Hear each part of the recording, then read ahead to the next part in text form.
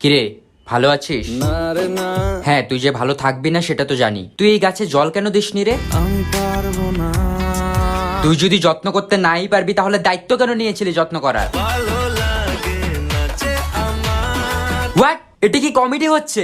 একটা গাছের প্রাণ চলে গেছে তোর জন্য, তোর খারাপ লাগে না? না রে না, ছি ভাই ছি, তোর লজ্জা লাগা দরকার। আর কত নিচে নামবি তুই? জানি না যাবো কদ্দূরে এখনো।